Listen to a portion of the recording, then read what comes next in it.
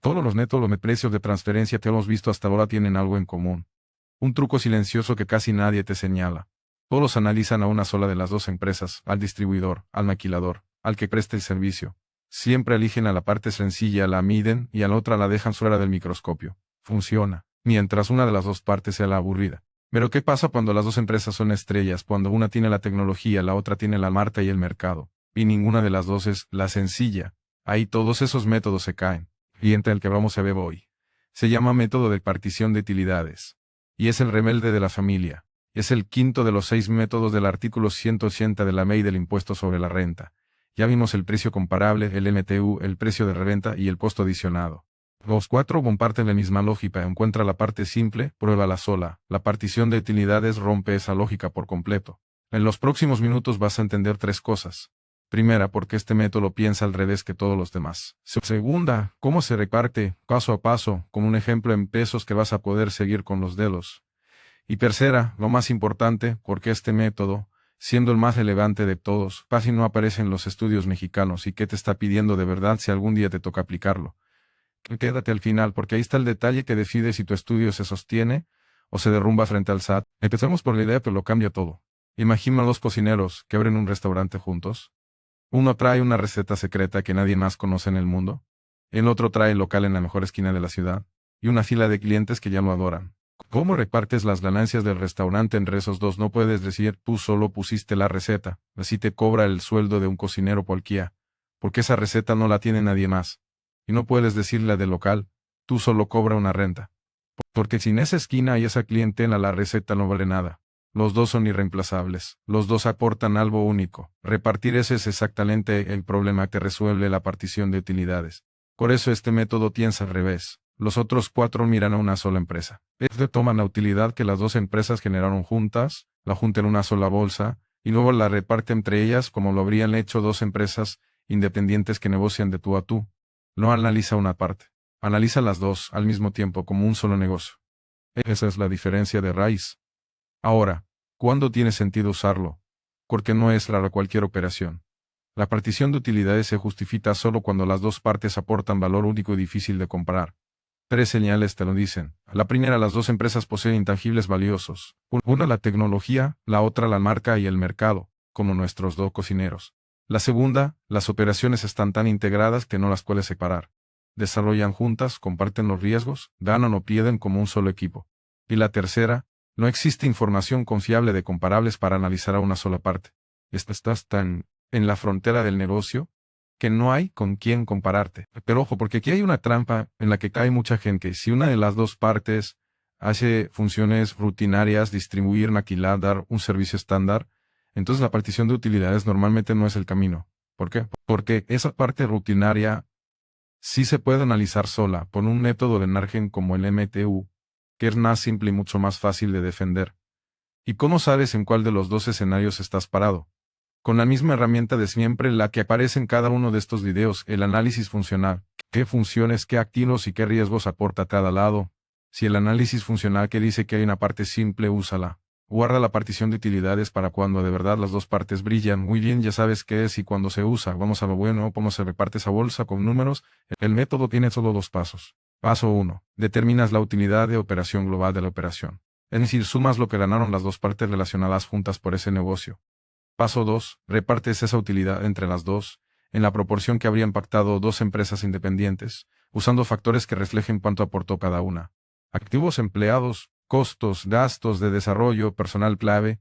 Suena abstracto, así que vamos a ponerle pesos. Imagina una empresa mexicana que desarrolló una tecnología única, un software especializado, y una empresa extranjera del mismo grupo que tiene la marca reconocida y el acceso al mercado internacional. Juntas venden un producto y al final del año esa operación conjunta dejó una utilidad global de 100 millones de pesos. Esa es la bolsa. Ahora, ¿cómo se reparte? No se reparte a la mitad porque sí. Se reparte según la contribución de cada una. Digamos que el análisis mide cuánto invirtió cada lado en lo que realmente genera el valor. La empresa mexicana puso el 60% del esfuerzo de desarrollo, de la investigación, del personal técnico que creó esa tecnología. La extranjera puso el 40% en construir la marca y abrir el mercado. Entonces la utilidad se parte igual, 60 millones de pesos para la empresa mexicana, 40 millones para la extranjera, cada una que ya era lo que aportó. Eso es todo. Esa es la mecánica del método. Y aquí está el corazón del asunto, que también es su punto más débil. ¿Notaste de dónde salió ese 60 y 40? De los factores que elegimos para medir la contribución. Y esa elección lo es todo. Porque si escoges los factores equivocados, o peor, si los escoges a propósito para llegar al número que te conviene, todo el reparto se vuelve una farsa. Por eso la regla es dura. Los factores de reparto deben estar razonados y soportados con datos de las propias empresas, no elegidos para que la utilidad quede donde tú quieres. El método es hermoso precisamente porque es honesto, que obliga a demostrar, con evidencia, por qué cada quien merece su tajada. Hasta aquí el método suena elegante, justo, casi perfecto.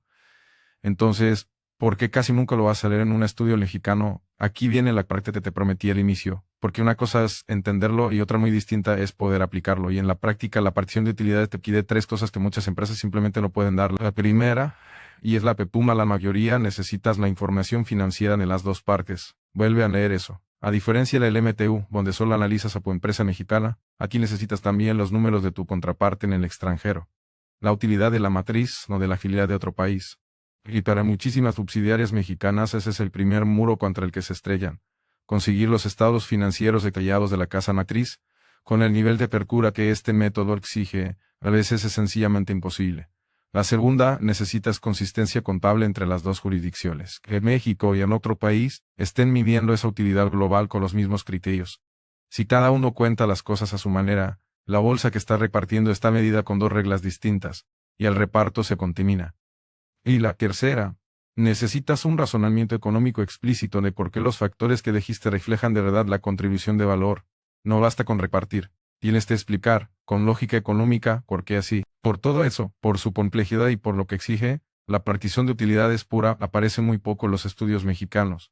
Pero hay un caso donde sí asoma la cabeza, y es justo el que SAT revisa con más lupa, cuando hay intangibles valiosos de por medio, como en las regalías.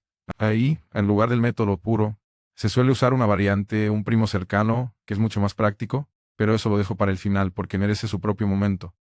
Antes, un punto que nunca falta en esta serie y por una buena razón. La partición de utilidades no se elige por gusto, se justifica.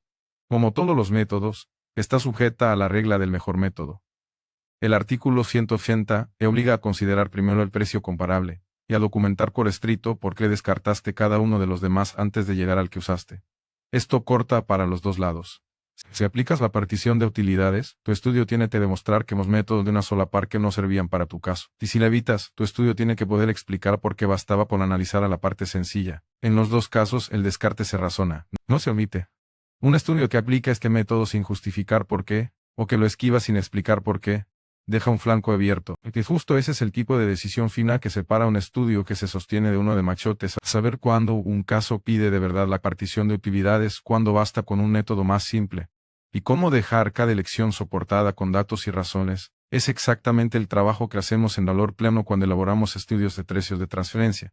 Si tu empresa tiene operaciones donde las dos partes aporten intangibles o tienes dudas de si te aplicaron el método correcto, te dejamos el enlace en la descripción para que revisemos tu caso. Recapitulando en 20 segundos. La partición de utilidades es el único método que analiza a las dos empresas a la vez. Junta la utilidad global en una sola bolsa y la reparte según la contribución de cada una, usando factores razonados con datos reales. Se reserva para cuando las dos partes aportan valor único y no hay parte sencilla que probar. Y casi no se usa en México no porque sea malo, sino porque exigen los números de tu contraparte extranjera, consistencia contable entre países y un razonamiento económico a prueba de balas. ¿Recuerdas ese primo cercano que te mencioné? El que sí aparece cuando hay intangibles valiosos y regalías de por medio. Fíjate en algo. En nuestro ejemplo repartimos los 100 millones completos según la contribución. Pero, ¿y si una parte del negocio fuera rutinaria y solo otra parte fuera el intangible especial? ¿Sería injusto repartir todo por igual? Existe una variante que resuelve esto con una jugada brillante. Primero le paga a cada quien lo rutinario, lo que cualquier empresa normal ganaría, y solo después reparte el excedente residuo entre los que aportan los intangibles valiosos. Se llama método residual de partición de utilidades, y es, por mucho, la versión que de verdad vas a encontrar en la práctica mexicana. ¿Cómo se calcula ese residuo y por qué es la favorita del SAT en las regalías? Eso es exactamente lo que vamos a ver en el próximo video. Te veo ahí.